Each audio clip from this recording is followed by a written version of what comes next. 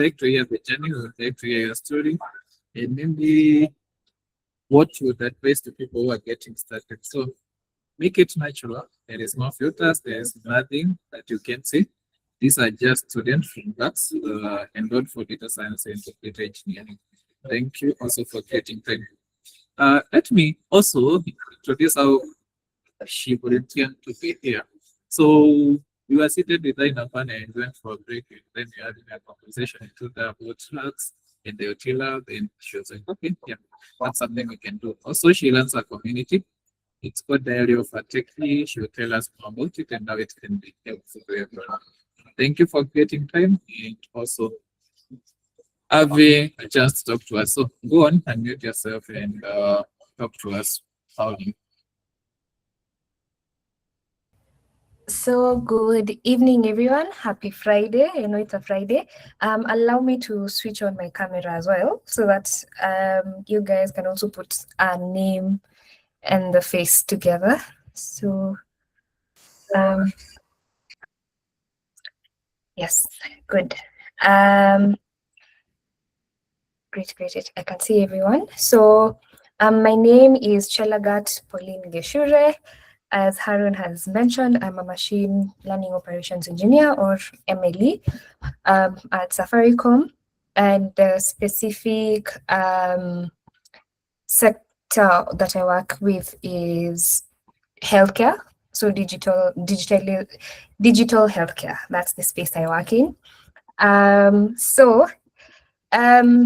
For most people, they do have a very conventional path.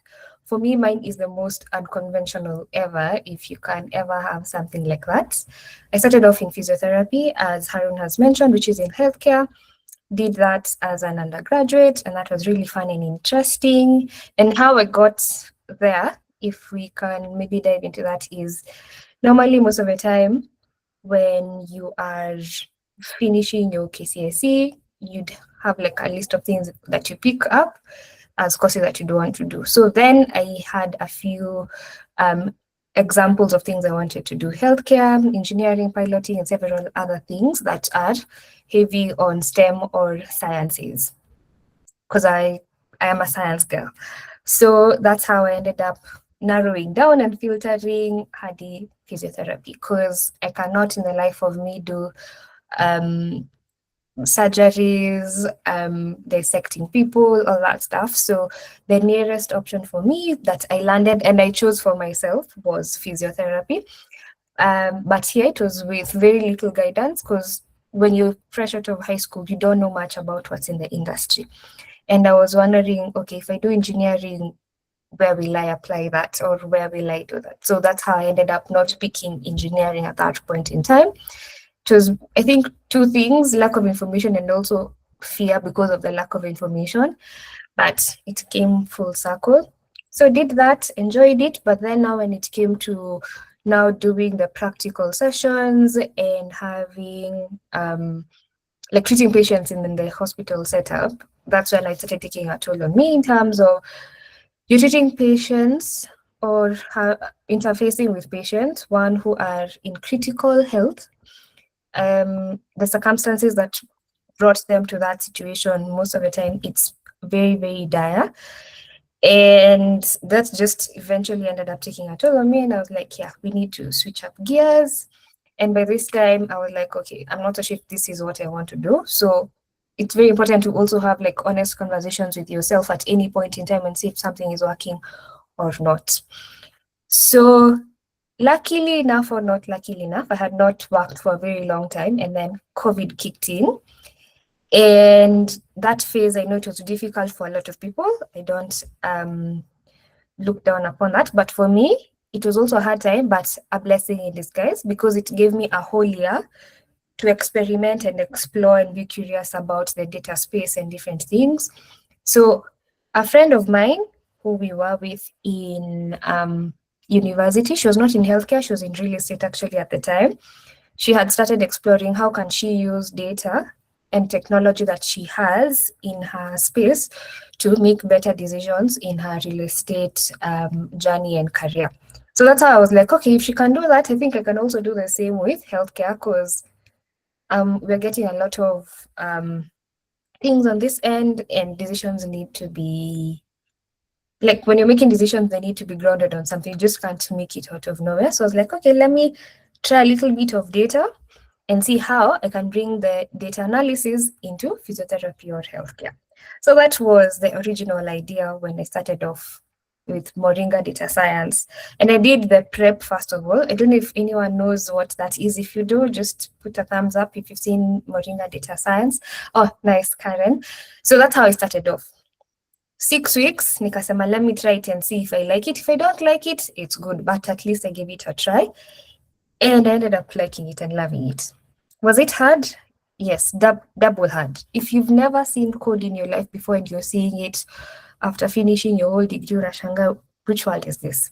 And you're in class with people who have done data science, or they've done computer science, or maybe IT, finance, or engineering, something very technical. And you're the only one in class who you've never seen code before, you've never done Excel, workbooks, nothing. So that one definitely a steep incline and climb for me. But I was like, I don't think I'm willing to go back to hospital setup, because at this point, 2020, a lot of people were like, you're not going into hospital, you're only going to hospital or outside if you're critical services. So the nurses, the doctors, only when needed, the police. And I was like, I don't think I'd want to like put myself in such a position where I'd expose myself, and my family and loved ones are like, we just need to pivot and work on something that we love. And I went back to my initial love for data and maths, because in high school, what did I enjoy? The maths, the physics, the chemistry. Okay, chemistry, the maths, the physics, the geography, the biology, and then chemistry, in that order. So I was like, okay, let me go back to my love, and that's how I found myself in the data space. I liked it and I enjoyed it. And after 6 weeks of prep, I was like, am I sure if I really want to pivot or switch completely? And this is the interesting bit. I ended up going back to where I was working just for 1 more month, in the month of, I think, May or April. It's been a while, so I can't remember, but it's that period. And I was like, let me just go back for 1 more month. Then you confirm, staki kurudi huko. And that's what I did.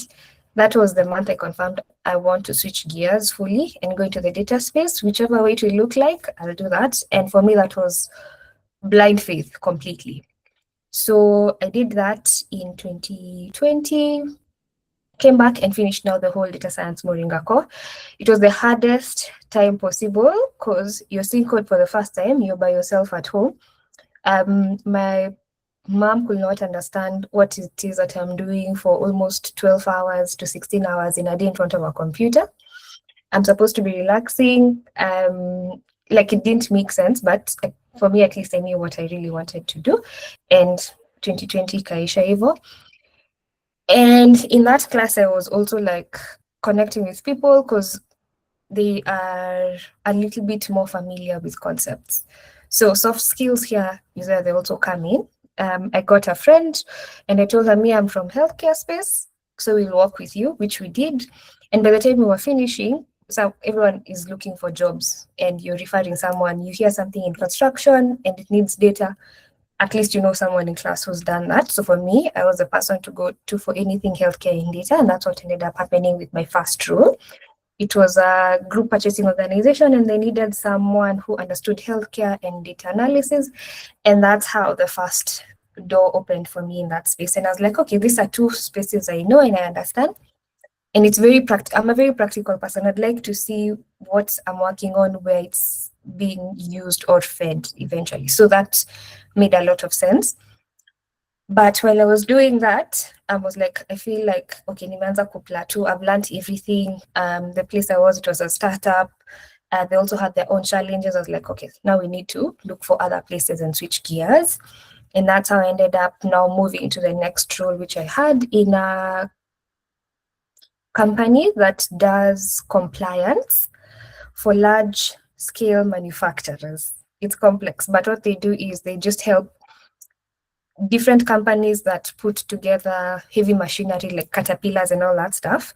Different things go into building that final Caterpillar product that you see, but they don't want to figure out if all the different raw materials they are sourcing are from have been sourced in the appropriate manner and there's no illegalities kwa your, what's it called, your supply chain. So that was that. So I ended up moving around in different roles. I did data quality, I did data analysis, data ingestion, eventually ended up moving into a tools and innovation team where we were building and putting together data tools for the team, ended up using ChatGPT for automation and different workflows. Like basically what I'm trying to highlight here is I ended up touching on a lot of things that exposed me to a lot of different things. And this was also out of my own curiosity as well, because I'm a very curious person. I like to figure out what's happening there, and then figure out what works for me. And by this time, here's where I was also in the space, because you also apply for other positions and you realize, oh, okay, a lot of rejections I'm getting, it's because of I don't have this, I don't have that. And one of the biggest things I got was we do have a lot of good qualified candidates. They have everything that you have, but on top of that, they have a technical background degree, which is required by most HR people working for different companies, which is another thing you need to fully understand with the context of the place you're working in or the area you're working in. Kenya, a degree will open a lot of doors for you. That's for sure. A certification will open a lot of doors. The other thing I forgot to mention, I also did several things hapo katikati, one of them being software engineering at ALX twice. The first time nilijaribu peke yangu and I realized, yes, in this space of technology, you cannot die on your heel alone. It was very hectic. You cannot, there's no way you can work by yourself. So the next time I was doing it, I did it with a very close friend of mine. And here's where now the timelines as well also clicked. And this, if I can say from my own point of view, it's like divine connection.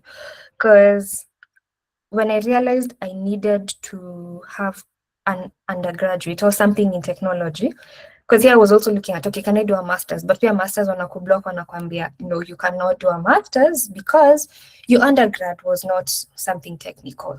And this is from a lot of top universities that we know in Kenya. So like, okay, this is the first block. I tried doing something online as a degree. I was like, this is not practical. You need to work with people so that you get the hands-on, you're able to ask someone next to you what's wrong with this code and they'll actually point it out, have discussions, and it's way easier when you're with that person next to you or a group discussion and it's next to you. There's so far online learning can take you, but there's a lot of benefit you will get from working with people and learning with people who you're with in a physical space. And we'll come back to this later on. So by the time I was joining and doing my my computer science degree, by this time I was working remotely.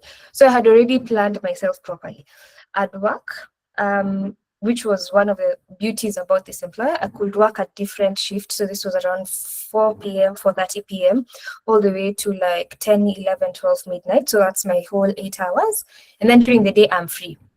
So for like 3 whole years when I was working here, I'd do this. So I had a free day and I was like, let me enroll.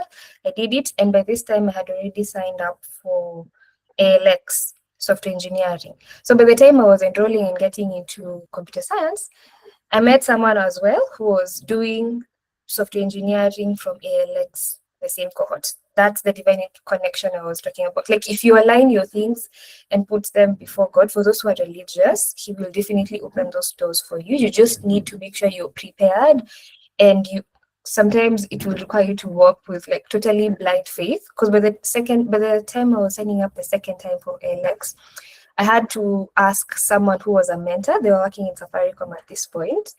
And I asked them, does this make sense for me to try it a second time? And they advised, if you know you have the bandwidth and you believe this time you can actually do it, please go ahead. And sometimes it's okay to take a pause and ask for help, support from someone who's ahead of you. And sometimes all you need to do is even ask, go directly to someone and have a very direct question. Don't make it very make it very, very direct so that they know exactly how to help you. And that's what I did, and that's the advice they gave me. If you know you can do it, you're signing up for computer science, please go ahead and do it. You'll be best place to hack it this time round, because the other time I was doing it without any tech background whatsoever. So that passed. I was able to complete my degree while working full time, and also getting to still attend communities and events such as this, because that's the other time I also connected with a lot of people. I also got other mentors as well, because this is another thing people also confuse. You don't need to have one mentor who meets all your needs. You can have different mentors for different things, and that's very okay. You just need to be very specific and have a very good agreement with your mentor on what you'd want them to help you with. And they will also know the boundaries within which they can go for you as well. So that's what ended up happening. I finished, I graduated, I made very good connections and friends, lifelong friends in Riera University. That's where I did my computer science from. At the same time, I also explored media, which is a space that I love as well.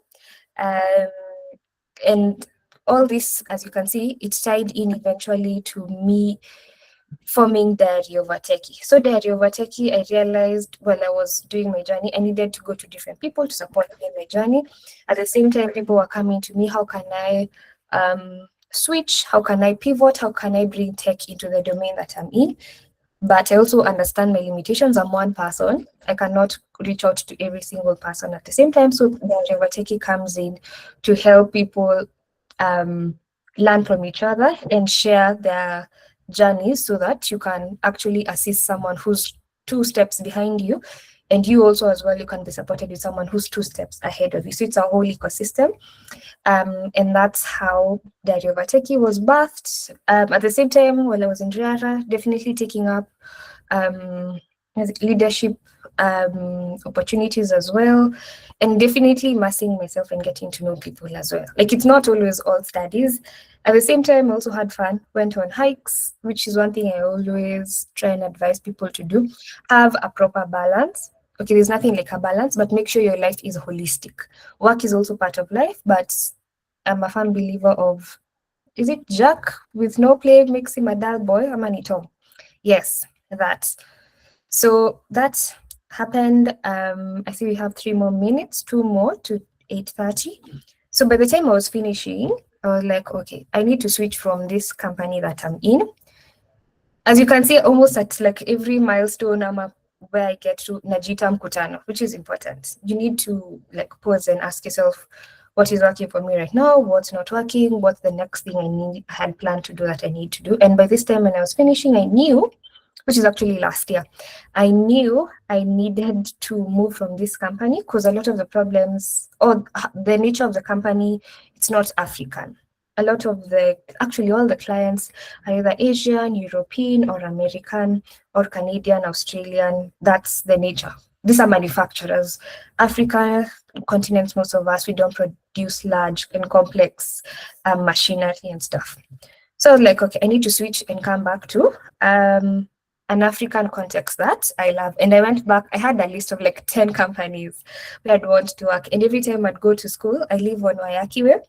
Every time I'd go to Riara and back home, I'd pass through Safaricom and be like, this is one of the places I really want to work in. So when they opened their internship, I definitely signed up. I did not think twice about it.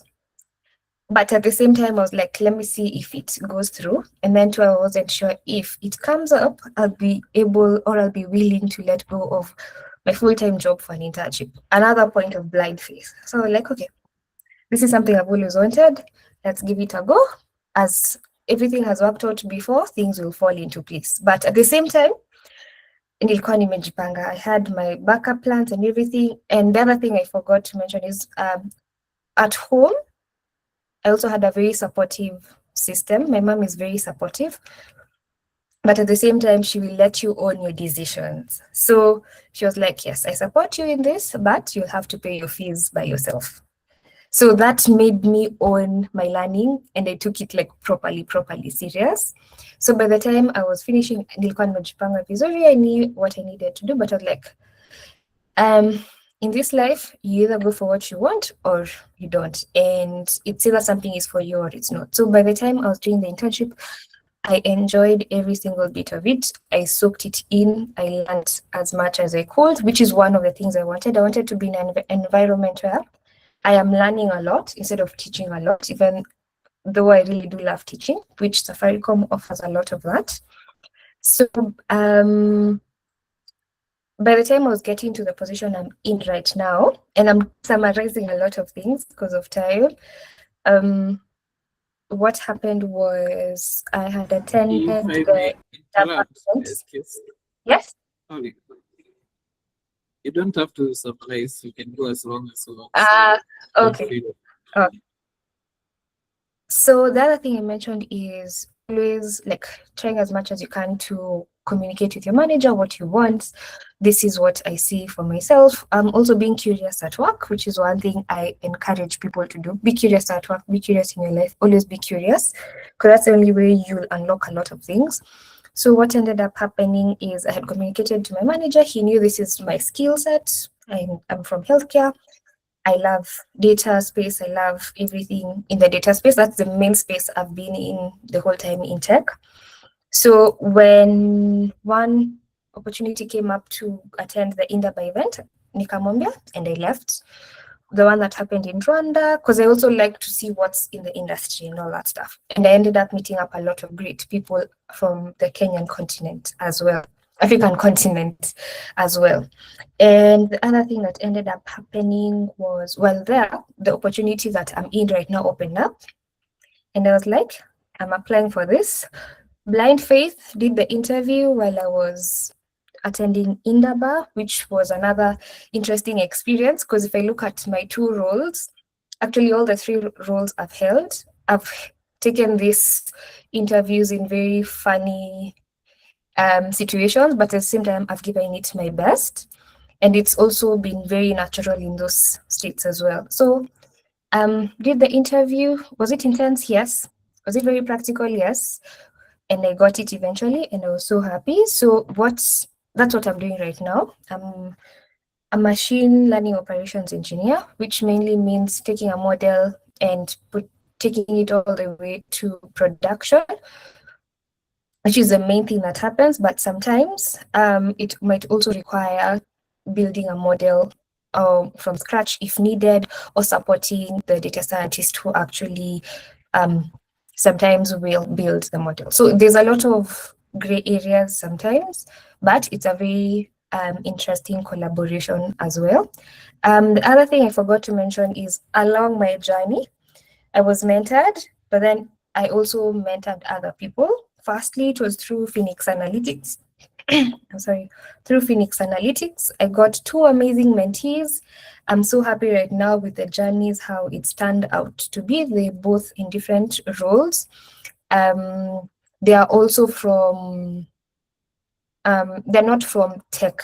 Their first undergraduate is not from tech, and they're both women, which is one of the things I'm usually very specific and particular in, because that's what I know to give. If someone is trying to pivot or shift or totally change completely, that's where I can help and come in. And I can also refer people to other people who can mentor them as well. So along the journey, there's a lot of, sometimes when you sit and you're like, what did I do? And then sometimes you're like, when something actually goes all the way through, or you win something, you're like, that is so amazing. Like one of the things in my short tenure in Safaricom is in the Decode, we won one of the hackathons. I was part of a team that won the hackathon, and that was really amazing. And why I'm sharing all this is sometimes you feel like, oh, you need to know everything before you start, or before you, what is it called? Before you apply for that role, before you take on that project, before you, whatever, fill in the gaps. Sometimes if my rule of thumb is, if I have 51%, that's okay. Nimepita threshold, the rest I can figure it out. And I'll definitely get to know it later, because there is no single day a human will be 100% sure. Or like you'll be 100% full to the brim and say every single box is checked. No. But with that, it helps me see, okay, this is the 49, 40, 30, 20, 10% that is missing. And then I work on that and I let the other majority of the percentage be my strength, which I'm leveraging on. What else have I forgotten? The other thing people forget a lot of times is the power of soft skills. It really, really does play a very big hand, because the one thing I think Riara really taught me and puts me right in the center stage was like meeting with people, teaching people, getting to support people, mentor people as well. Like, if you do want to build a muscle, the only way you can build and have that big muscle is by working out and putting in the reps. That's the only way.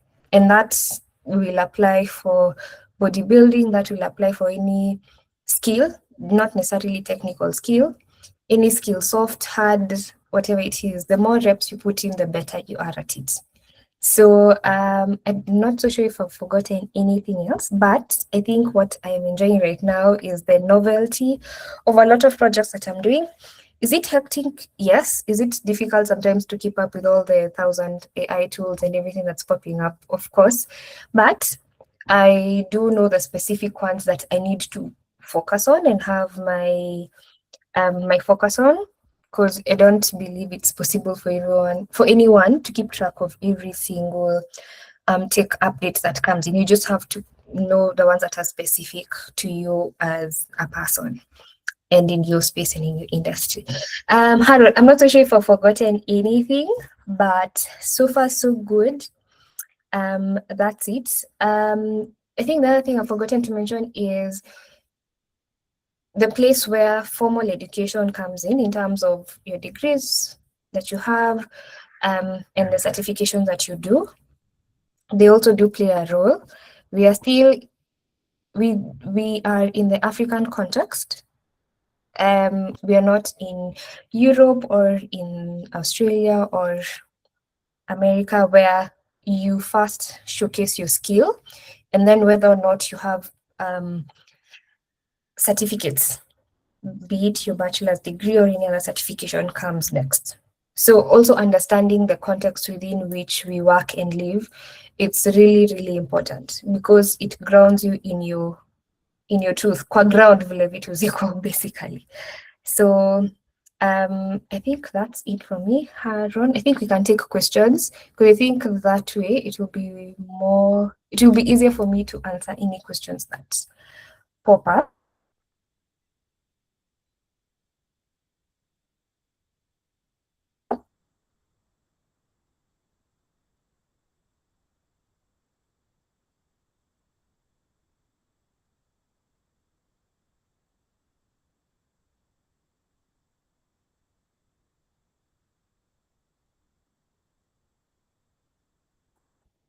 Or anyone from Academy. Oh, by the way, let me tell you this, Vilan, you can hear me? Okay, we learn a space. I think we didn't have time to talk about, but we learn a space where separately you do the courses that you can do. We often just do data science, data engineering, data science, AI, and analytics. So once you get in, you get out. Once you get a job, when you're comfortable. So that's something I can share. And if you want to mentor some, I can see the already your contact. You can share it. Any other contact to share. But I'm very sure you have something that you can help them with.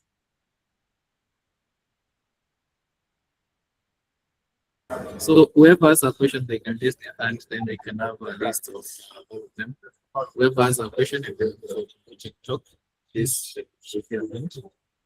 You can give them a priority.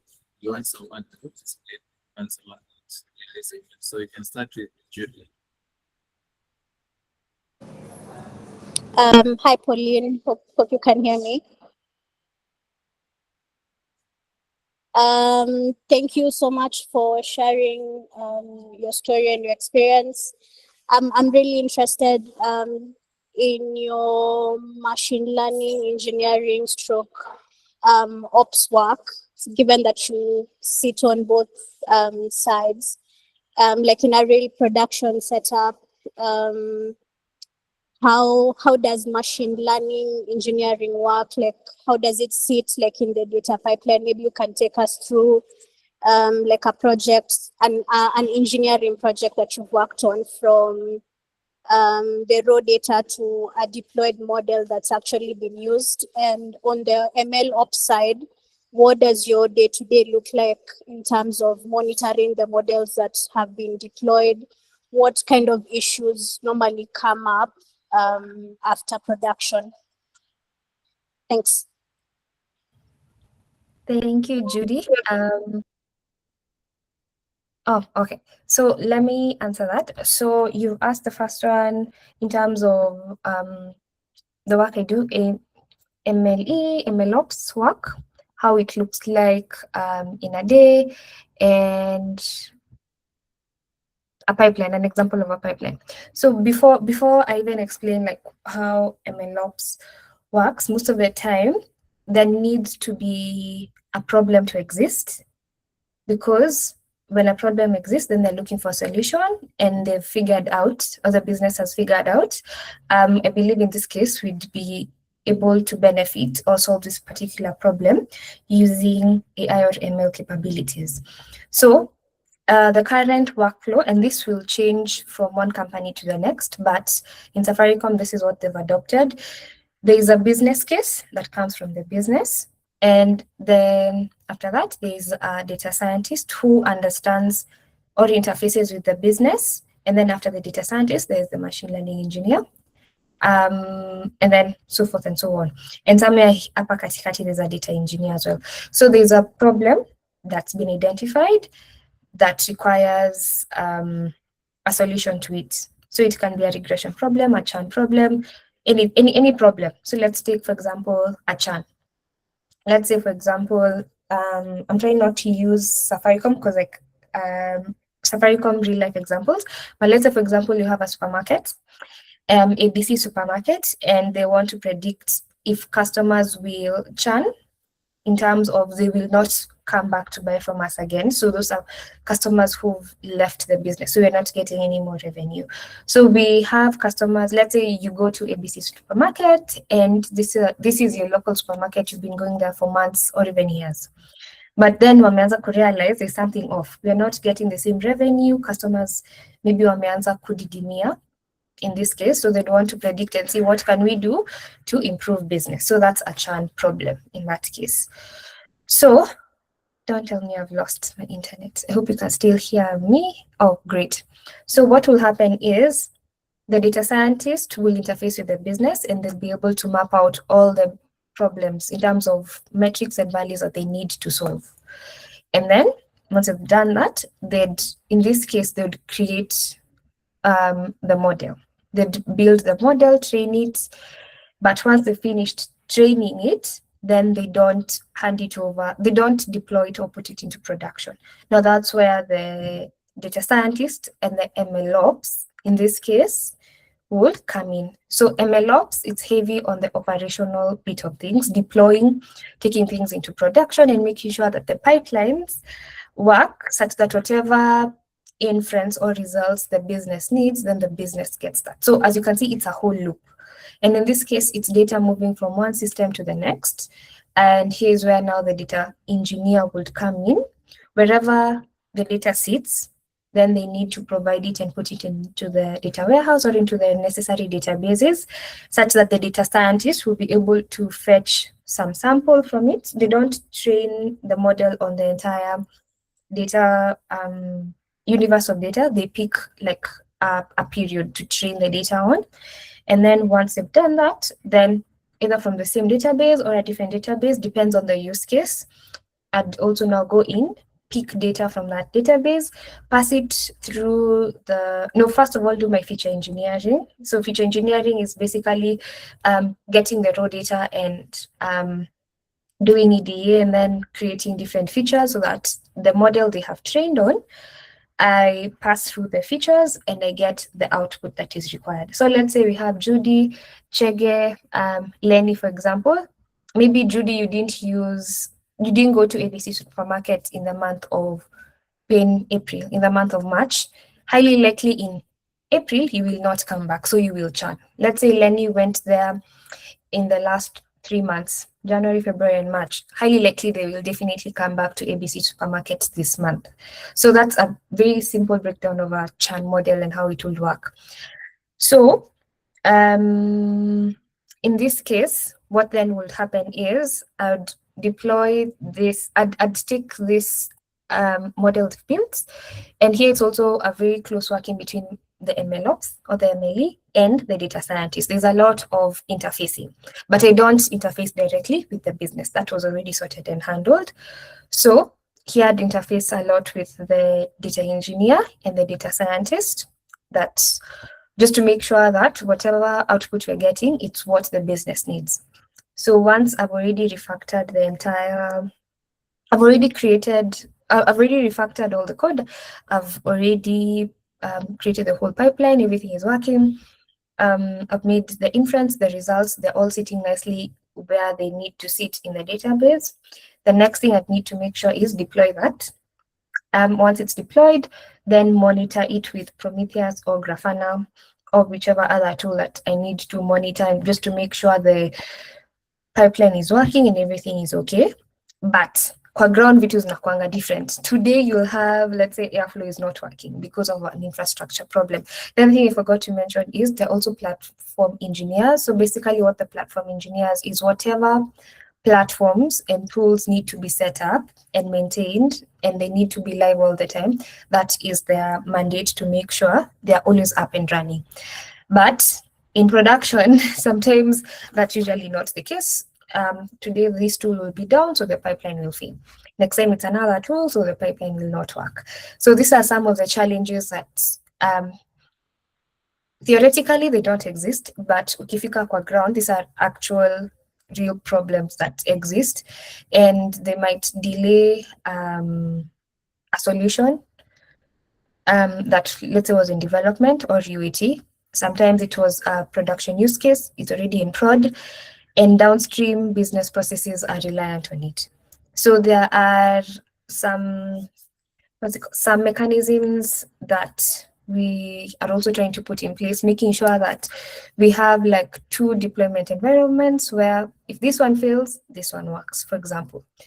So that's one of the things we're trying to do as well and to do. And there's a lot of monitoring as well, just to make sure if my pipeline was supposed to run on the 1st of every month, if it doesn't run on that month, then I should get alerts and visibility that it did not run, and even sometimes even get to know where exactly it failed. And some of the tools that we use, then they're able to tell us where exactly the pipeline failed as well.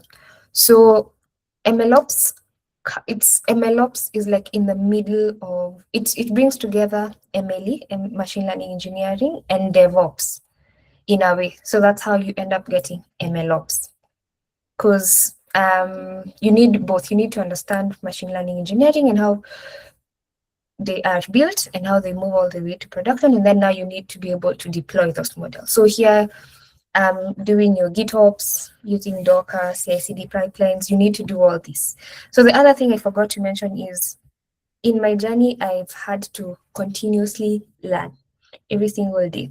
Because as you remember, I started off in data analysis and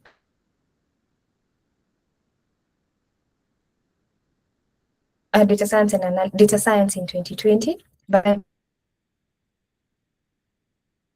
engineering, because I haven't had a role that puts me straight up in handling the data pipelines and fetching from, let's say, source, passing it through ETL or ETL pipelines, and then taking it to the warehouse or where it needs to sit. I hope, Judy, I have answered your question. I hope I've not forgotten anything. I'm really trying to cover each and every single question. Judy, if you answered, please just give me a thumbs up or unmute and say you're okay before we move to the next person. Yes, all good. Thank you. Karibu sana. I think we'd go to Lenny next, and then I'd do the questions in the chat as well. Lenny? Hi, Pauline. Hi, Lenny.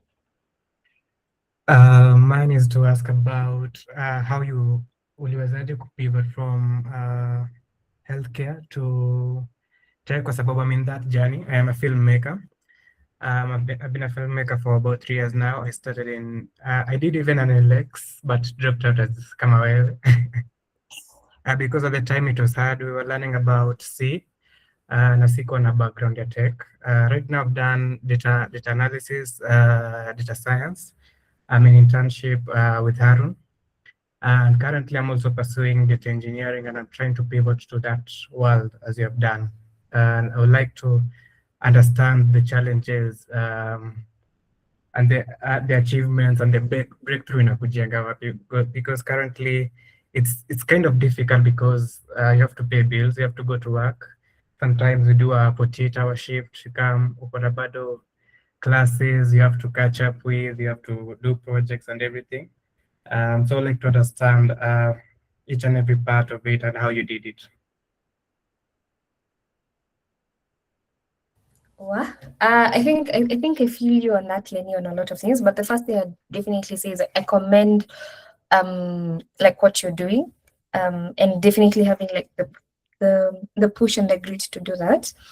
So I think anyone who will tell you it's easy to pivot, akini uongo. It is not easy, for sure. It is not easy. First of all, Lenny, like vile umesema, you're really invested in it. That's the first step, because that is what will definitely push you kabisa.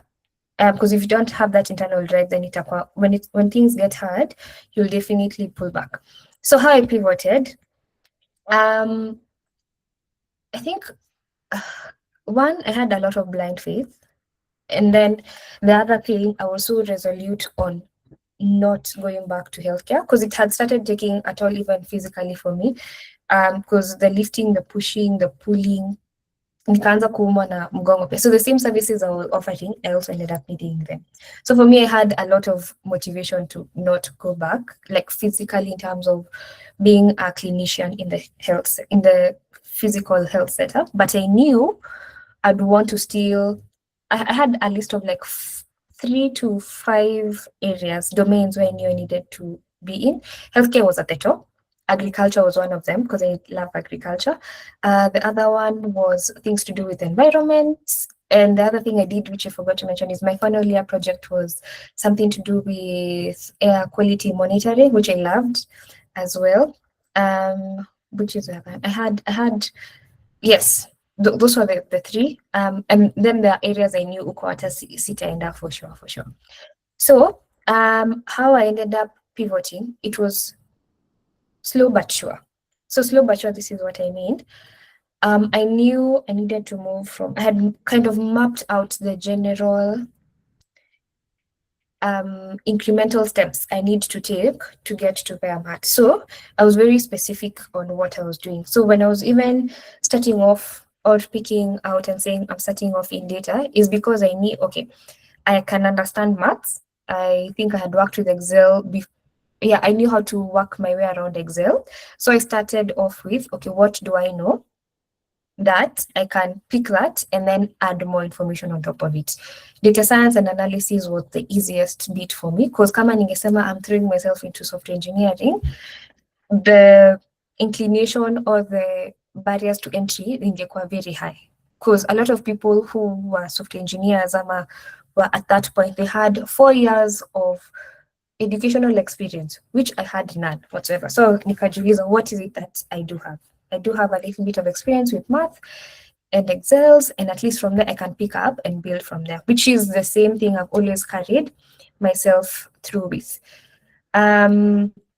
Whichever step uko, ask yourself, what do I know and what is the next thing that I need to build on top of that with? So I usually work with, I have a bird's eye view, the general view of the outline that I need to have. So for example, if it's building a model, there's the model life cycle development, similar to your software life cycle development. So for models, you get the problem, collect the data, clean the data, do EDA. After that, train the model, build it, evaluate it, take it into production or deployment. After that, the next thing is monitor it and make sure it goes out. Like, have the overview of that without attaching a specific tool to it. So it's the same thing I'd also say as well. For your journey from a filmmaker, figure out what you would be able to bring in value in that space of work. Bring in data, because data engineering, it's mainly about moving data from one place to another. So that's eventually where it needs to go to. They'll be able to either create products or make sense of it through analysis and all that stuff. So for filmmakers, what do you guys do? Most of the time, it's creating stories or moving the audience and helping them be able to move from confusion to clarity or tell a story, a narrative, which is rare most of the time. So for you, you'd have to think about, okay, filmmaking is one of the most complex, I believe, complex, like in terms of logistics, moving everything. That's just hectic. You have crews, you have equipment, locations, all that stuff. You can even come up with a simple project that will help a film industry, what do you call them? A company in film be able to figure out the best logistics ways of doing it, the best way of moving all the different items that they need to move, the people, all that stuff. So what you're doing is you're solving a problem, but with domain knowledge that you have, and this applies to anyone else. I do have friends who, one is in law, that's what she did. And what she ended up doing is she did a diploma in computer science. So what she's doing is she's using her knowledge in law and her knowledge in the data space and AI to be able to assist in coming up with all the regulations and all that stuff. So it's usually very difficult to take someone who's in tech and then teach them the domain. You can't take someone who's in tech and then teach them medicine. It's easier to take someone who knows medicine and then give them and teach them how to use tools. So Lenny, don't think of it in terms of you being in the film industry is, what's it called? It's a superpower that you have. So even in whatever industry you'd be moving into, that is your superpower. You already understand the problem, which is the first step. Even when you're doing software development lifecycle, you need to understand the problem that you're solving for and the solution that you're building. So you already have the context, your stuff. So the next thing that you need to do is,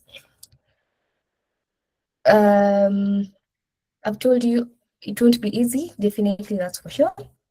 Use your filmmaking experience for that, and then find the intersection. That's what I was trying to look for. Find the intersection, which is your unfair advantage, because a lot of people won't have what you have in media and entertainment industry, and be able to understand all the data that is there, and then try and use that data to solve real world problems that they're facing right now.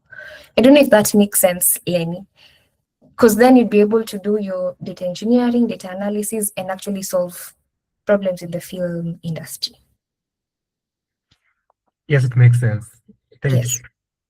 Yes. And don't skip the fundamentals like SQL, Python, those ones. In whichever data space you move, they'd always move with you for sure. Let me move to the questions in the chat. I'm trying to. Where's the chat? Let me go to the chat. I had seen a few questions in the chat and they came in so early. I think the first one was at what time? Someone please help me figure out where the first one was. 858 by Mercy. Nimeona. Mercy. 858. I'm seeing one from Yvonne. Certifications at 851 from Herbert. Oh, okay. Sawa. Thank you, Lilian. Let me just go all the way back. Nimeona moja ya certification that I can recommend.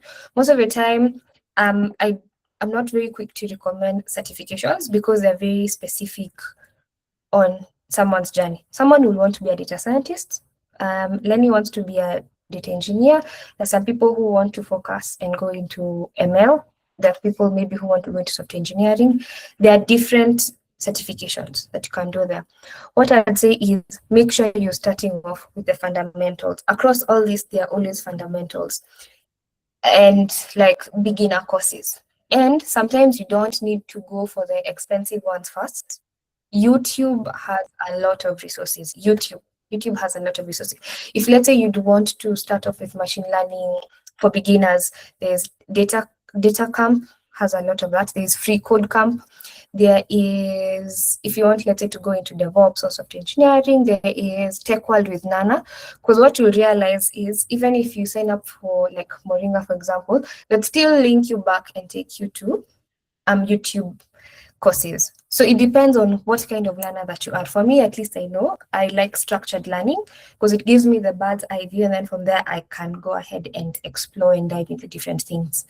I also know people who they don't like structured learning. For them, they like going deep into things from the word go, and then they figure out their way.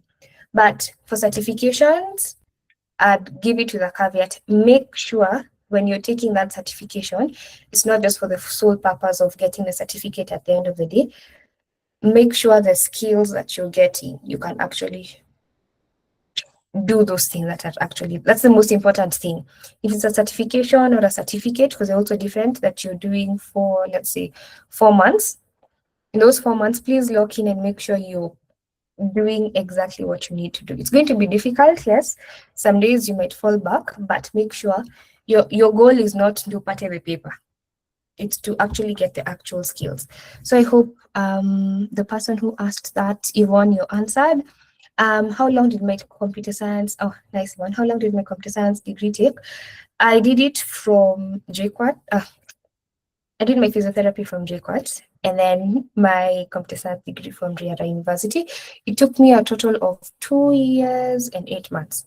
So those are 8 semesters, but I didn't have breaks in between, which is one of the things I was very keen and specific on. I needed to do it in 3 years and less because I didn't want to stay with my employer then for a very long time. But the beauty with that employer then was I could work a different shift from 4 p.m. and then I have my whole day to do what I needed to do. And the beauty was they also, at the time, they had blended learning. So the days I'd go to school and the days I'd do it from home. And I also forgot the importance of making sure if you're taking on a difficult journey like this, the way Lenny was saying, it's going to be tough, but make sure you have a proper support system. For me, I've mentioned my family, my mom and my sisters are very supportive. The other thing I forgot to mention is I still stay home with my mom and my siblings as well, because they've been able to give me that supportive environment that I need. So it's very contextualized as well. I was able to do an audit of what are the things that I have that will assist me to take along this journey. And if you're coming from a non-technical background doing data science, should I do computer science degree? Not really. It also depends. A lot of the answers are not black and white. It's very contextualized. For me, when I was starting off doing my data science, I didn't need to do my computer science degree. That came in down the line when I was trying to apply to different roles and positions and companies that I wanted to go to. And these were the, what's it called? I was asking for feedback. Why did you guys reject me? Because that's the only way I can get to know what I'm missing and then fill in those gaps. The same way, if you're taking on a certification or if you're learning something, make sure you take on a project. And then when you're taking on the project, it's very specific and targeted to skills gap that you know you have. Because that way it's going to be very specific and targeted. Don't just make it be all over the place. So I hope, Emmanuel, I have answered your question. It is not a must. It is not a must for you to do a computer science degree. It is not a must.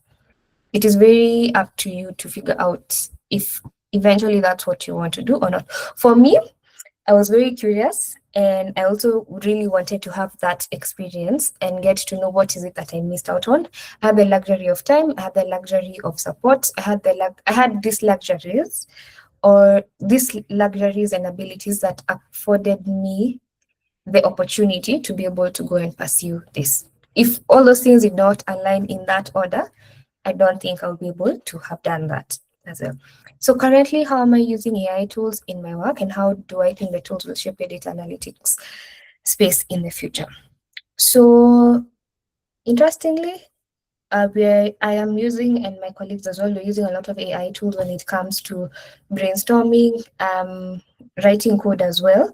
But what AI cannot replace is the soft skills that I have and my colleagues as well have in terms of interacting with each other, in terms of debugging, figuring out what needs to happen, like the things AI won't do for you. It will help you do things faster. That's for sure. That's why we use the AI tools, but with limits and with specifications, and there are specific tools that we are using that like the company has paid for example, like Copilot, for example. But at the same time, there are restrictions. You cannot just upload everything, company data. Like there are boundaries and limits within which you can use these tools as well. And how will it shape the analytics in the future? A lot of it is coming from automating a lot of reporting. So what I think one of the things that has helped me is a lot of the things I was learning just at the precipice of AI becoming a thing. So even when I was doing data science, a lot of the time AI tools has equals imefika in place. So it was a lot of doing a lot of research. Stack Overflow was my friend a lot of the times. Figuring out how to properly do research on Google. Like if there's one thing you can do is sometimes ask yourself, if I didn't have AI tools, what would I do? And then that helps you be a better problem solver in terms of just relying all the time on AI tools. Because one of the things with AI tools, which is a thing and a risk, is the heavy reliance on it, and it's preventing or disabling a lot of the problem solving skills, which is really, really important. So that's how I'm currently using AI tools and how I think these tools will shape the future of analytics. Analytics, a lot of it can be automated, because if you just automate or have a script or even have like an N8N workflow, for example, and you've already connected it to all the databases that you need, it has all the steps and instruction that it needs to do for EDA, visualization, all that. You just always need to make sure there's always data in the pipeline, or when you've scheduled the particular pipeline to run at a particular time, it does that. So a lot of analytics will be automated in the future, but at the same time, it will still need someone to figure out how to build that pipeline as well. So I'm not saying don't learn data analytics. It's a very important skill, because once you learn it, then you'll be able to know how to automate it. And then once you've automated it, it allows you the time luxury to be able to work on more difficult problems in the future. So Mike, I hope I've answered your question. I mentioned the company I interned with. That was, I think it was Safaricom, but the one I worked with Kitambo, oh, thanks Mike for confirming. Kabesh, the one I worked with Kitambo was MedSource. It was a startup then, it later on closed, but it gave me the opportunity to work on data analytics and data science intersection and healthcare, that intersection. It was heavily on pharmaceuticals. So that's where I actually realized this is actually a thing and it's in demand. So the other big thing I'm seeing, which is a shift, is a lot of companies which are not in the tech space are requiring people who are tech enabled in terms of data, or especially data, because every company generates data. Like the amount of data that is generated, let's say in agriculture, transport, logistics, you name it, it's a lot. If you have the domain knowledge, the next thing you just need to do is put aside a bit of time and then make sure you're working on your tech skills, and then you'll be like a superpower in that domain or in that space. So I hope, Kabesh, I have answered you. I want to go to nervous. How closely do ML engineers in my case work with data engineers? Every single day, because sometimes you'd find the data source where data sits from the raw systems. I don't have access to that, but maybe the data warehouse where I need access, or where I have access to the data, where data is dumped eventually from the source, that's where I have access to that. I need to be able to tell the data engineer, this is the data I need. It's in that source system. This is how I need it to be like, and then put it in the system. And then they are the ones who most of the time handle the role-based access, because that's very important. There's no way they can give me access to all the tables in the data, all the tables in the different schemas in the database. It's not possible. I need to have very specific access to specific tables with the right privileges. So every single day, data engineers, I work with them every single day. Or maybe if not every single day, like I interface with them every single week. That's for sure. So a squad is like a working group of people. You need different people from different crafts to be able to handle certain problems. So it will have the data engineer, the data scientist, and the MLOps person. The same way, I think, for, let's say, like a software squad, it will have someone who's front end, back end, and whoever else, let's say a UI UX designer, for example. So that's a working group, a squad. So in my everyday, definitely interface with data engineers and data scientists. Navas, I hope you're okay. If you're okay, please give me a thumbs up. Emily is asking. Yes, I'm good. Oh, great. Thank you for confirming. Emily, you're asking, how do you feel? How do you deal with repeated rejection, and what changes would you recommend to improve your chances of securing a role? So what if I show you guys the number of times I've applied to Safaricom at Amtacheka, just ask anyone, how many times have you applied to like a specific organization and you got rejection upon rejection and rejection? So what I do, give me a minute.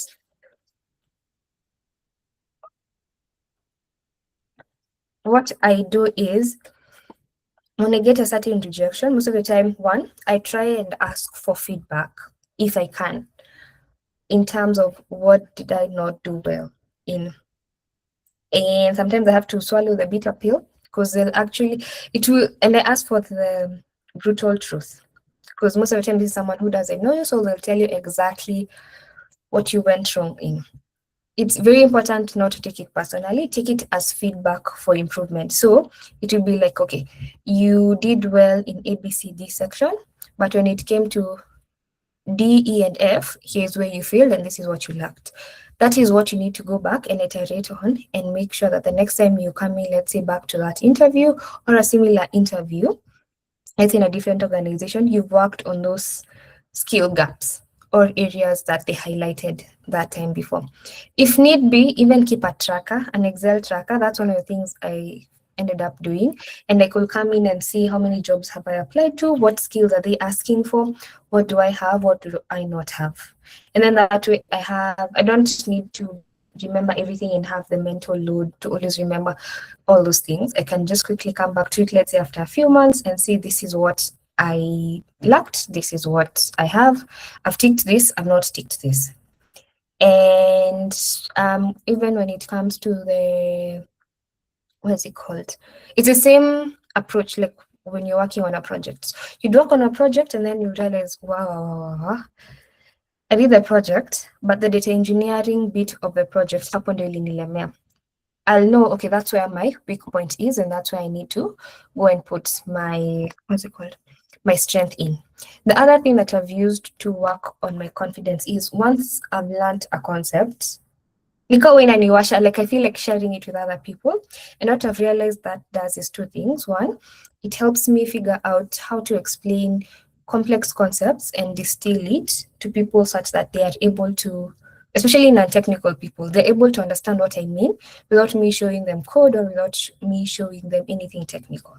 And then two, I've noticed that when you teach someone something, you learn it twice. The first time, when you learnt it, and then the second time you'll actually see it maybe from a different point of view. So you've learnt it and you've reinforced your information as well. So when it comes to jobs and rejection, it will actually require you to change your views on the feedback and what is coming back. Use it as positive data or input to improve your job search journey. And then don't wait to tick every single thing on the JD. Sometimes it's a wish list. Like a wish list is something you always wish for. What if you, the way people usually say, I will aim for the moon, but if I land on the stars, I'm halfway there. It's the same thing. When you're looking at JD, look at, do I have 50% of it? And then go for it. So I hope, Emily, I've answered you. I really do hope I've answered you. Mercy, thank you, Emily, for confirming. So Mercy, do you run into business problems that don't actually need ML modeling? But yes. So I've actually worked, the very first project I worked on was a heuristic project in Safaricom. It was not, it's a business problem. It had, at the backbone of it, there was a business problem, but it didn't require a classical model. It was very heuristic, and that was okay. That's still part of the space as well. And how do I handle those cases? I think for me, how I handle cases is I just take each one as they come, because they're all different. It's like if you have, for those who are parents, I'm not a parent yet, but for those who are parents, if you're a parent, you might have, let's say, 3 children. They're all your children, yes, but they're all different children. They're all different personalities, and you approach them and treat them differently. But at the same time, you also treat them equally, like when it comes to love and care. But you also appreciate that they're also different people as well. So the same way, when it comes to building these things, a heuristic one is different from a classical one. And maybe it's even different from something that requires an ensemblement of different models. So I don't treat them all as if they're in one basket. I actually handle each case as a separate case. But what you might see is you might have like, which is what happens, the working groups that I was saying, the squads, they'd handle a common set of problems. So you'd have one that is, let's say, dealing with anything that requires churn, for example, and there'd be different problems there. So in that way, they are focusing on a specific type of problems that need to be solved, and then maybe after a while, rotate, such that everyone handles different things at different points in time. But at the same time, if let's say January, this is an example, January to December, you're handling churn, that's what you're handling. The next phase or the next time period, you might handle a different set of problems that will arise. So Mercy, I hope I have answered your question. Thank you for confirming. So if you're starting your transition today, what would you do differently or to move faster into tech? I'd make sure I understand the why and the fundamentals and the basics. I cannot stress how much this is important because I learned it the hard way. I had to go back I like to rush things, which is also not a very good thing sometimes, but sometimes it is when things need to move fast. But I had to go back and make sure the basics you may learn. Otherwise, if you don't learn the basics, huku katikati you'll realize, oh, I missed that, and you need to go back. So think about it as if you're building a 10-story house, for example. So if you build a foundation that can only handle 2 stories, when you build the 3rd story, the 3rd floor, it'll crumble. And then what will happen? You'll have to come back, build the foundation again, build level 1, level 2, hadi mwisho. So what I'd say when it comes to transitioning, make sure you've mastered the basics. And if you're transitioning, pivot. Pivot is move slowly from your domain or your craft, and eventually you already know where you need to go to. So you move sequentially, pole with time. You can't cover the whole. Nika kusema utapanda stairs and you're gonna 10 steps in 1 step. it's not possible. Eventually, you unafaa kufika hapo juu where the steps zinaisha.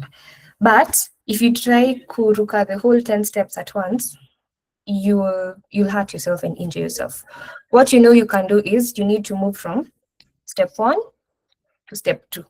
That's what you need to focus on right now. So while you're transitioning, pivot slowly and gradually, but with a very clear direction in mind. Sometimes it will not be 100% crystal, but you need to know the general direction that you're headed. It's like me saying I need to go from here to Mombasa. I know the general direction. I might not know the exact road I need to pass.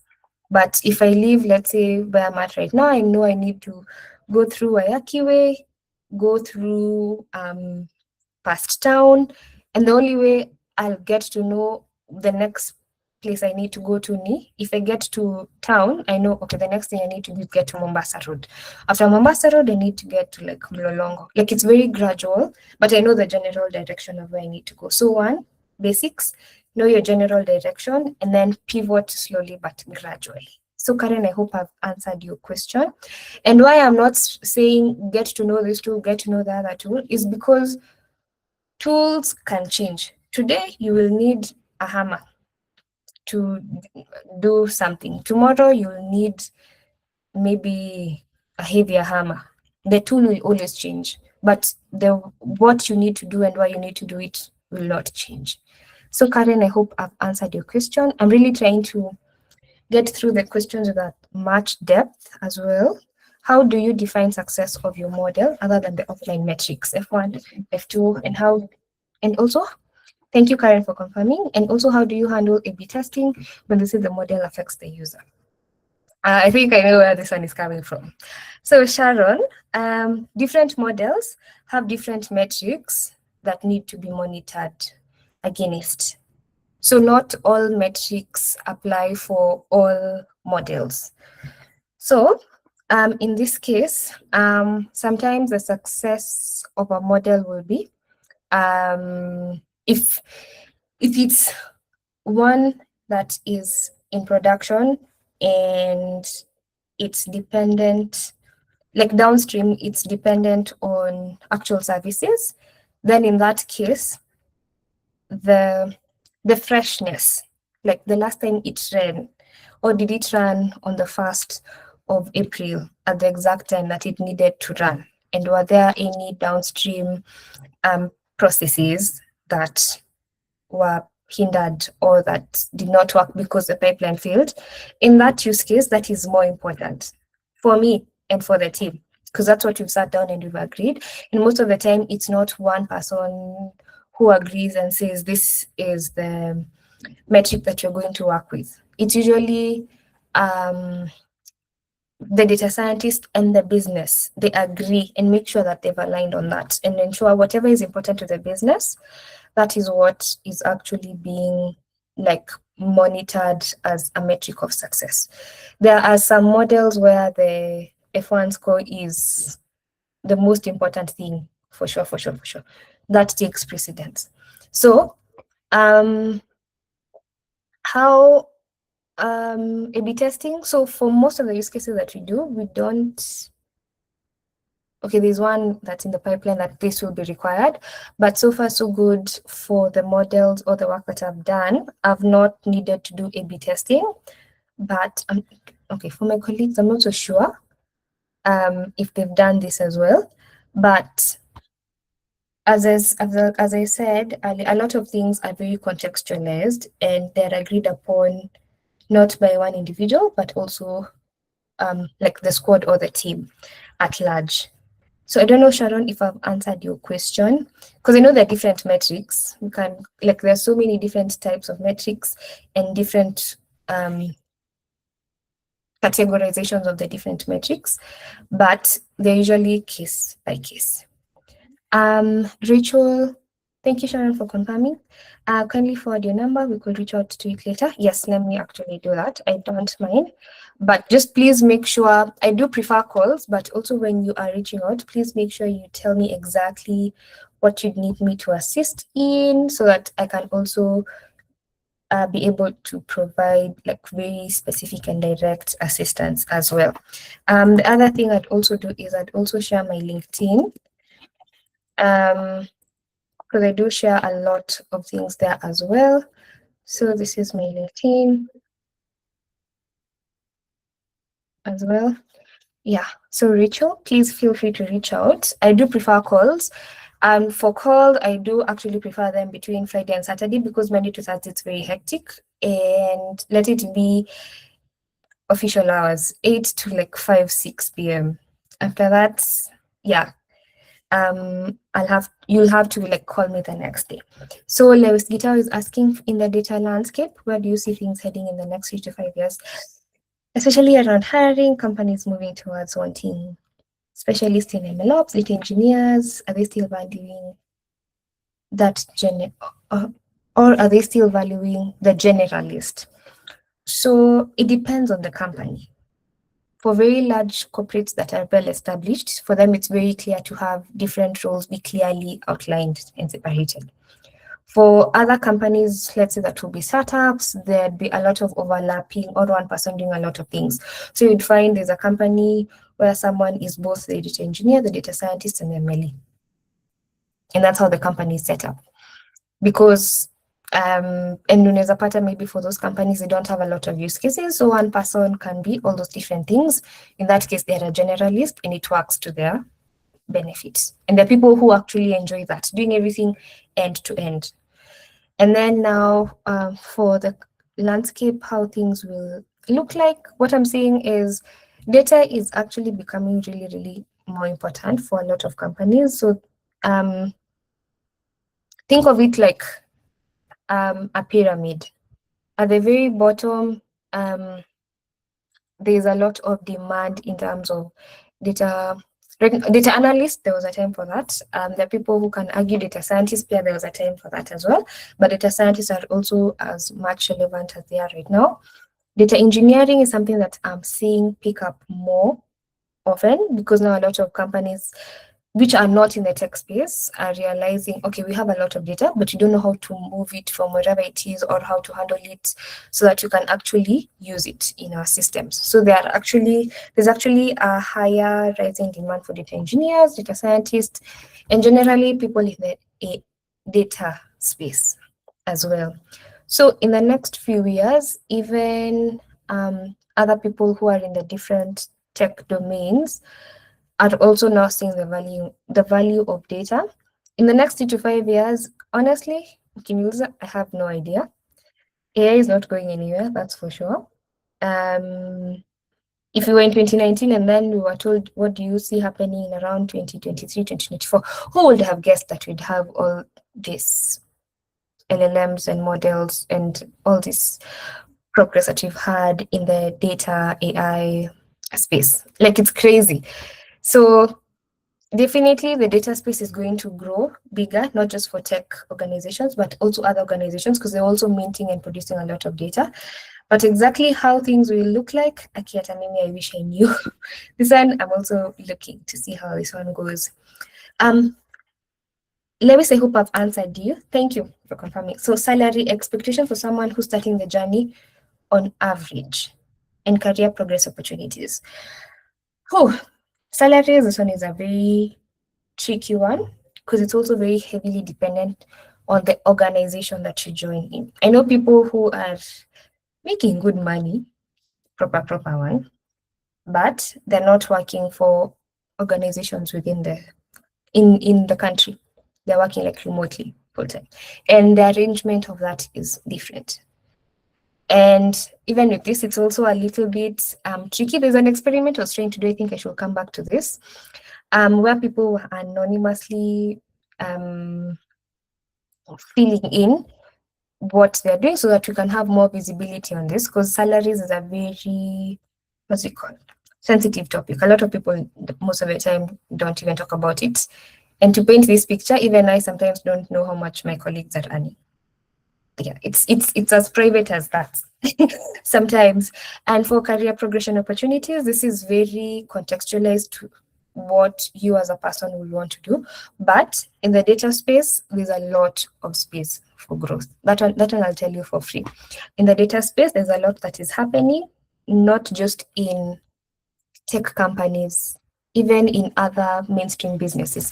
Like even people who are in like insurance and agriculture, like they're actually realizing, oh, we actually need people to help us figure out what this data is telling us. Because you'll find someone has the domain knowledge, they know they are producing a lot of data, but they don't know what it means, they don't know what to do with it. So they're actually bringing in these people to do that. But then there are also people who are like, okay, I do know like architecture, for example. How can I use AI and data to be better at my job? I don't know if you guys know the millennial architect. Yes, the millennial architect. He is an architect, but he's using data and AI to help him in his job. That's a very good example of how you can still stay in your domain, not switch, but bring data to your space. So when it comes to career opportunities, it's very contextualized. Yeah. John, just give me a few minutes and then we get to you. But I hope, Martin, I've been able to answer your question. If I have, please give me a thumbs up. Are analyst roles big for corporates fully automated? I'm not so sure I fully understand this. I don't believe there's any corporate that is fully automated. Like 100% automated, I don't think so. 100%, like everything 100%, no. Most of big corporates, if you ask me, they have very many different functions. Is there a place for automation? Yes. Is there a place for analysts, especially within the different roles or even like departments? Yes. But each being fully automated, I'm not so sure I've seen a company yet that's been able to be fully automated, like kabisa hadi mwisho. So that one, I'm not so sure, Collins, nimepata your question. If I have, please give me a thumbs up. If not, just type in the intent hapo kwa chat. Oh, okay, nice, thanks. Yes. So, Karen, how did you tell your story when transitioning so that employers could see the potential instead of the lack of experience? So, I always use my experience to be able, I use my experience that I've had to be able to show them that I am capable of whatever it is that they need me to do. I don't use it as, what's the word? It's not something that gives me a lower hand. If anything, it's the opposite. It gives me an upper hand because in this instance, I'm coming in with a lot of domain knowledge, which is needed. And then on top of that, I already have the technical skills and expertise. So when I'm transitioning, I always pick like projects or things I've learned to always showcase that I've done this and this is how I've applied it, especially the application bit of it. Because I'd say, oh, I've learned, let's say Python, but have I built anything using Python in healthcare? That's the application bit of it. So I usually highlight how I have applied it. And one of the things I did was use the air quality monitoring project that I did to highlight that I'm not just good in healthcare. I also am very passionate about agriculture and also environment stuff. And this is a project that I've done. This is how I went about it and all that stuff. So I'm actually showcasing that I do have technical skills and this is how I'm applying it in a project, a real one, for example. This is what I learned. I have the skills. This is what I learned. These are the results and outputs. But at the same time, I learned that I need to, for example, let's say get better at data engineering. And from that, I found myself now going to YouTube or picking up a course to do data engineering so that I can come back to this project and make it better. What that showcases is 3 things. 1, I can learn. 2, I can apply.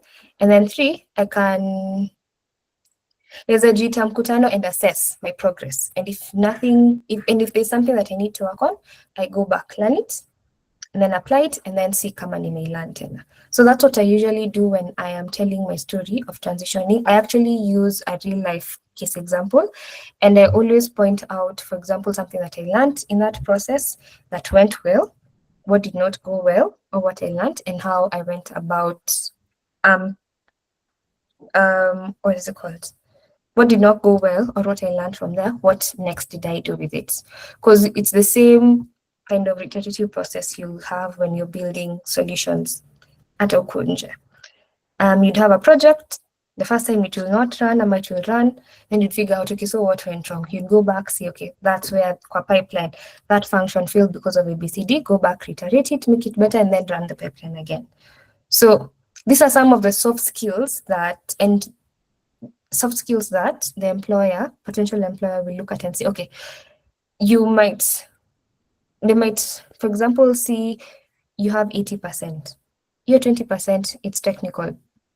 You have the ability to learn and you're willing to learn. Good. So, 20. Because you cannot teach someone to have the ability to learn. That is very innate. But you can always teach someone who's willing to learn the technological tools that are present. Karen, have I answered your question? And I want Harun to tell us if we are on time, if we should continue, because I see time imepita kidogo. Harun, do we have a little bit more time? Ona Safaricom yasiyo akikwambia usiwak, wewe ni work tu. Bora usi you can go as Yes, long as you want. Bora isirun against your timelines. I know it was a short notice. It's just you who have to dictate when you can say we still have added people, so ajapoweka. Yeah, interesting. Sawa. So let's try and edit at 10 p.m. I hope that's okay with everyone. 10 p.m. iko sawa, because I really want to get through as many people as possible. Nice, good. Nisikuwa naweka hapa against your will pia. Najua ni Friday. So the other thing I've seen is, do data scientists you work with use R more often? So tools are very specific to companies. The place I was before, we were not data scientists then, but we were using R a lot for the data ingestion, analysis, and data quality work. We're using R a lot then. In Safaricom, in the team I'm in, we don't use R. So for tools, they are very agnostic to the company that you're working in. There are some certain tools that they prescribe, but the fundamentals are usually more or less the same. So for example, let me use an example of, you'd go into a company, they're using AWS for their cloud stuff. And then you'd go into another company, they're using GCP. The tool is different, but the fundamental concepts are the same. So my advice to Sharon would be, please make sure you understand the fundamental concepts, because they will cut across the board. So think of it this way: if you want to drive your GLE, for example, unataka GLE, would you say you want to learn specifically how to drive a GLE, or would you go to driving school and then learn how to drive, such that when you're given any car, you can drive any car? That's how I'd look at it. Learn how to drive any car. Usikuwe specific kuseme mimi I just want to learn how to drive the GLE. The next time GLE inaweza kosa kwa, what if you're given what's it called, a Tiguan, for example, tomorrow? You'll say, I don't know how to drive a Tiguan because you've only been driving a GLE, for example. So learn the basic fundamentals, and then from there you can switch between any other tool at any point in time. So R, we don't use R very often, but there are companies that require R, but I've not seen very many companies that require R. There are usually more popular tools like Python and SQL. Those ones across the board, if you're in the data space, data engineer, data analysts, data scientists, even as an MLOps, it's the same things we use, Python and SQL, kama the foundation. And then Sharon, I hope I've answered that question. Kama kawaida, give me the thumbs up. Arosto, you've asked what is a heuristic model and a classical model. So a classical model, most of the time what it does is it follows strict math rules. Mathematics and statistics, they're very specific, strict math rules and assumptions to best find a particular answer. And then a heuristic, it's like a rule of thumb, for example. So the way I said, for example, my rule of thumb is if I get to 51% on something, for me that's a green light, I'll go for it. If it's below 50, I'll have to wait hadi ivuke boda. So heuristic models, they follow a more practical rule of thumb approach so that at the end of the day, you have a good enough answer and you can proceed. So heuristics are very fast. Classical models, they require you to do all the strict math, statistics, all that stuff. So how I'd look at it is for classical models, think of it as if you want to find your way around Nairobi. One, if a classical approach will be this, if you want to get from Westlands to CBD, the classical approach will be calculate each and every single possible route for you to get from Westlands hadi CBD Tao katikati. You account for every single turn, you account for every single distance, every single road, everything. Una account for that. Those are now the mathematics to prove which one will be the best path to use. Oh my God. It will give you the perfect answer, but it's slow and honestly hectic and a lot of calculating. But utachelewa. A heuristic approach would be, I know I need to get from Westlands to CBD. I know I can use Uhuru Highway. It's faster. It will help me cut through town. I know I need to avoid Moi Avenue because leo ni Friday na ni 5 p.m. Hakuna jam. Ama if I see any other traffic, nafaa najua ni toroke, and this is how I know I'll get to CBD, for example. It is not guaranteed. See sure bet, but see sure bet at a perfect sure bet that every single time this is the perfect route to use. Yeah, one time it might be the best one to get to you, but at that point it is the quickest and the most reliable, and you don't need to calculate each and every single possibility and blow your mind. So that's the difference between a heuristic and a classical. A roster, I hope I've really tried to bring it and make it as simple. Yes, thanks. So that's the difference between a heuristic and classical. So sometimes if you are trying to make a quick decision, whatever pops on top of your mind, that's the rule of thumb, that's your heuristic model. Classical models, the other ones, Cornell linear regression, logistic decision trees, those are the classical models that are built on strict math foundations, assumptions, and calculations. How far from basics is the professional level? Oh Lord, this one is an interesting one. I don't think there is like a single answer for this because it's very contextualized.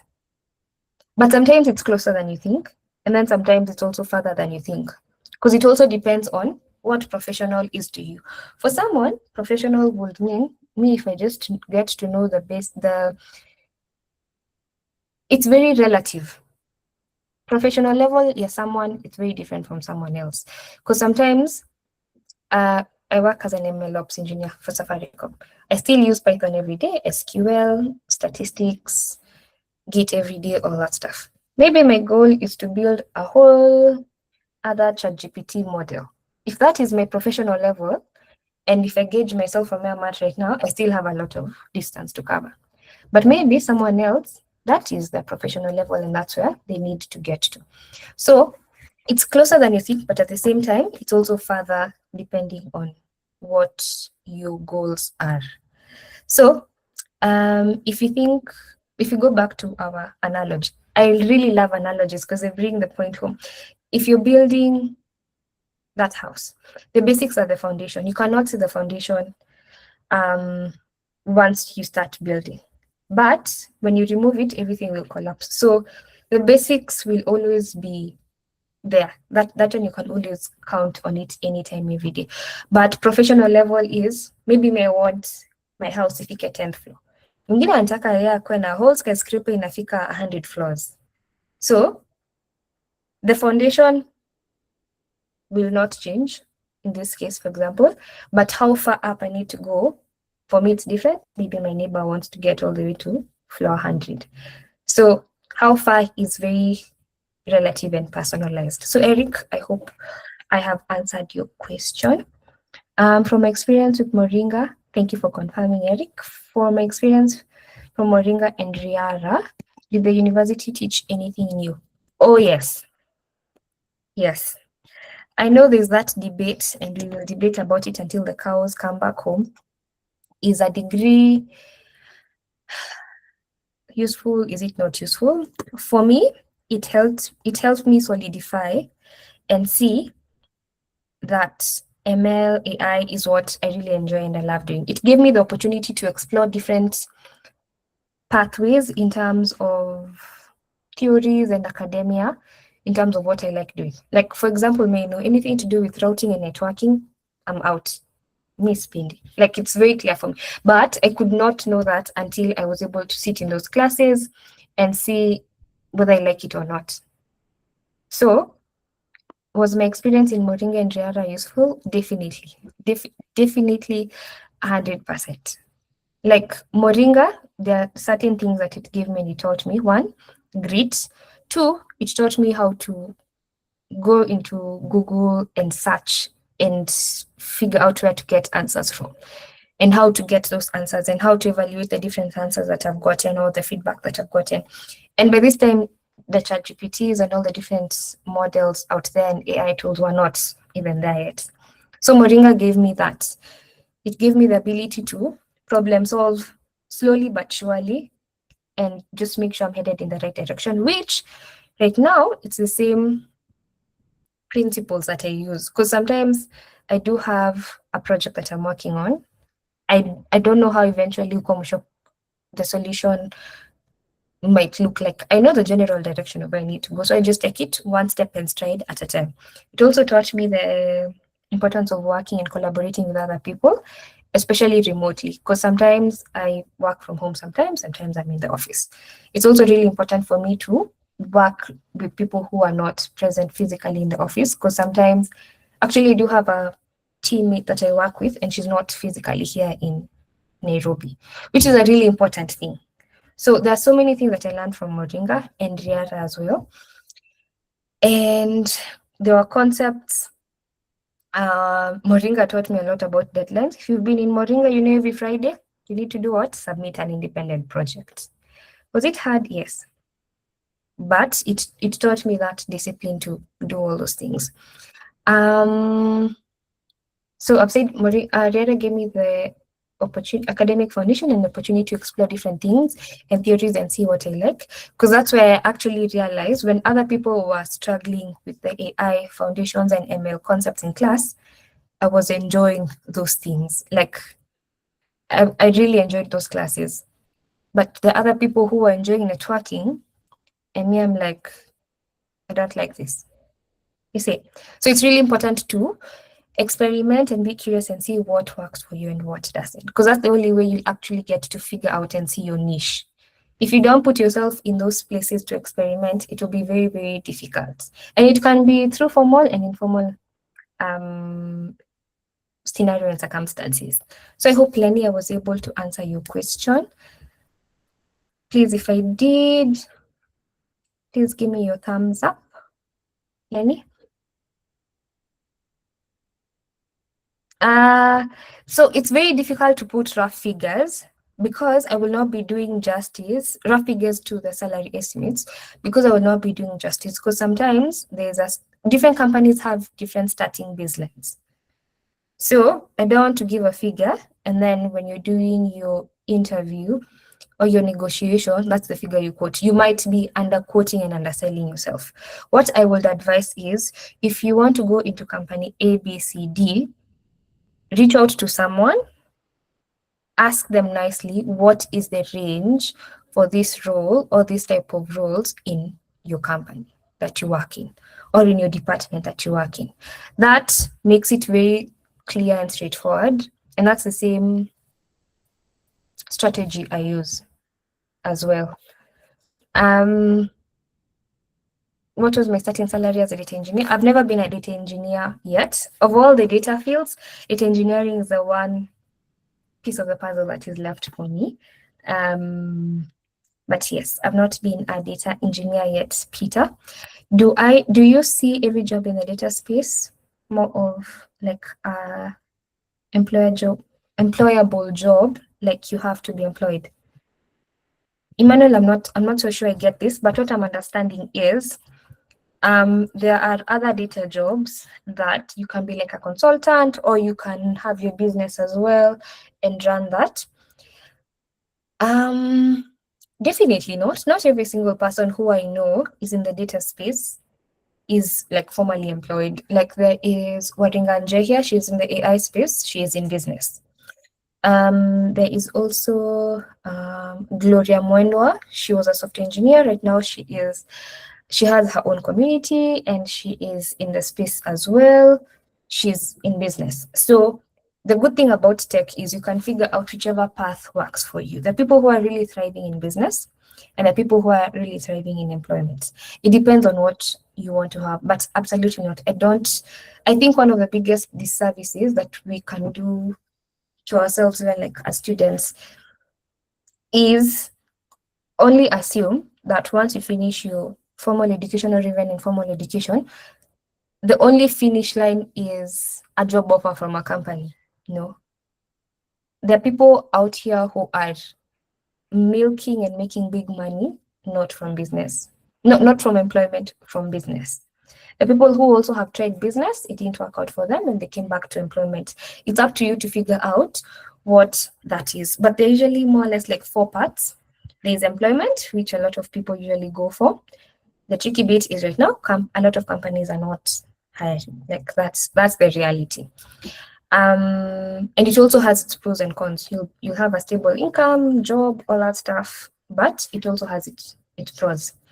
The other one is freelancing and consulting. Here, I think you know what this is. Here is where, like, instead of having one employer, you have like different clients that you're working with. It also has its pros and cons. Please go and look into it. The other one is, if you're really good at it, you can build your own data products or even software products or a mix of both. So here you can have like software as a service products, AI-powered tools, platforms as well, you name it. That's the other thing, the third thing that you can do. And then the fourth one, which I think Aaron and I are looking into as well, is teaching and community building. So that's the other thing that you can do. If you really find yourself, you enjoy hanging out with people, teaching, learning as well with people, this is a good way of doing it. You can create content on YouTube, on IG. You can run bootcamps, help Aaron, come join Diary of a Techie, for example. Like there's so much that you can do. Teaching, advocacy, community building, it's all in the same group. So these are 4 options, but let's not just be fixated on everything needs to end up with employment. I do understand it's the most stable one and the easiest to enter into, especially with the current things that are happening in the state of the economy and everything.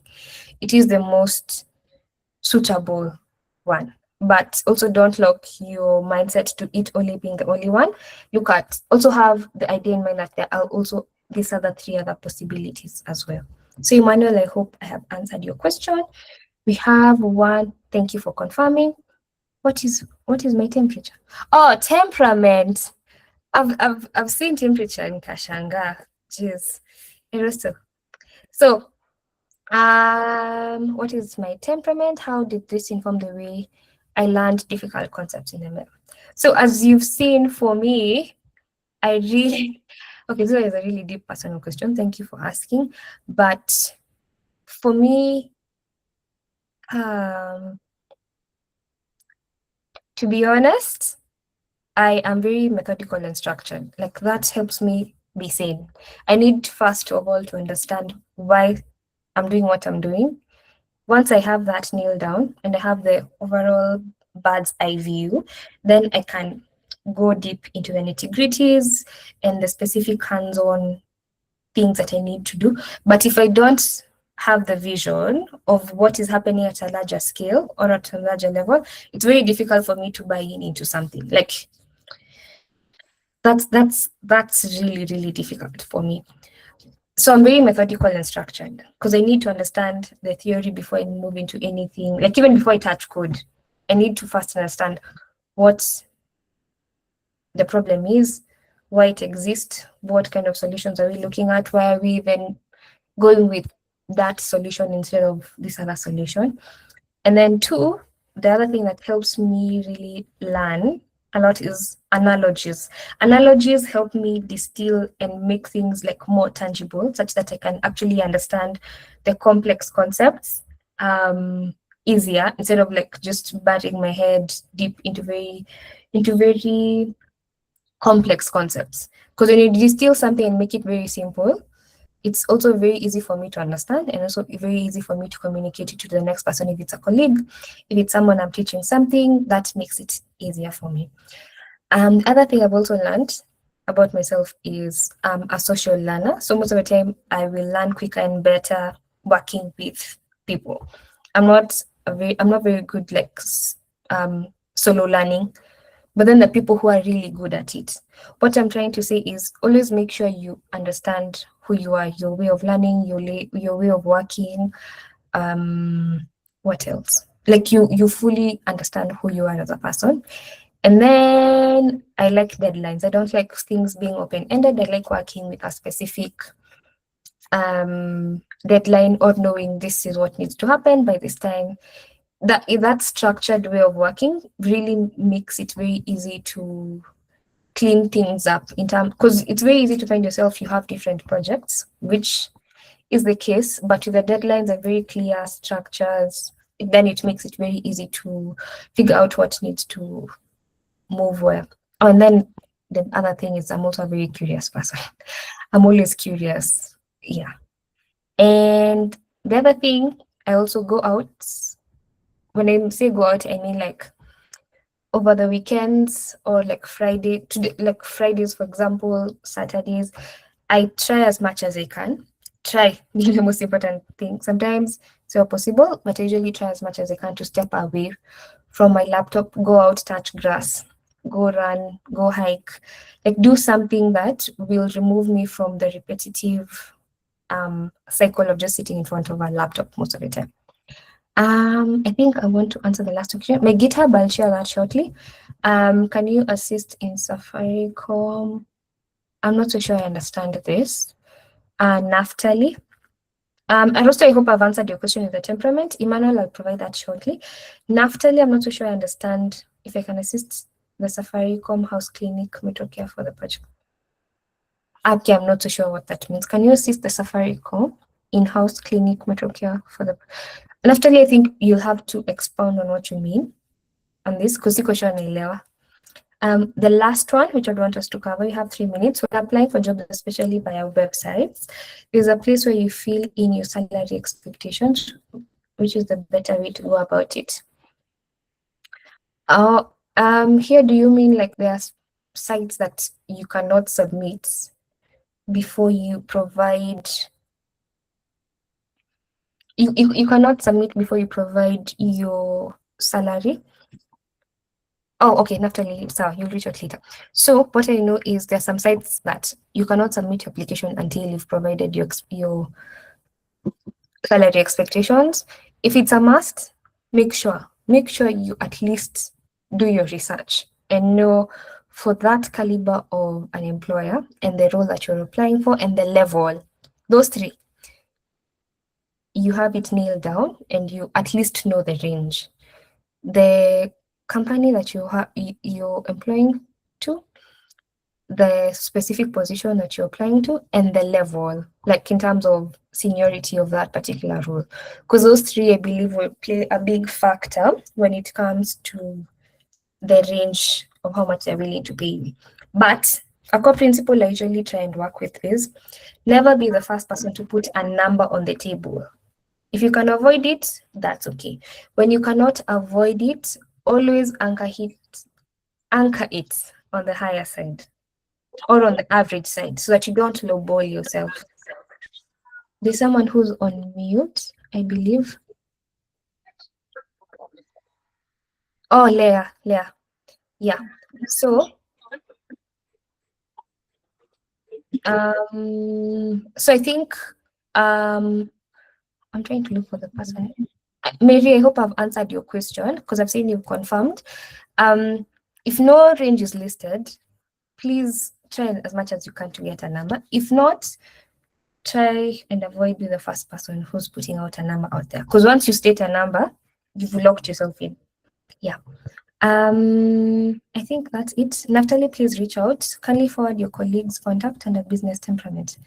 I am not so sure I understand what you mean, Rachel. The last one is from Judy. How can we subscribe to Diary of a Techie? So Diary of a Techie currently is on, we do have an Instagram page, Diary of a Techie. And also we are on, what's this thing called? On LinkedIn as well, where we share a lot of like events and all that stuff. I'm sharing the link to Diary of a Techie on Instagram. I'm also going to share Diary of a Techie as well on LinkedIn. Give me a minute as I get it.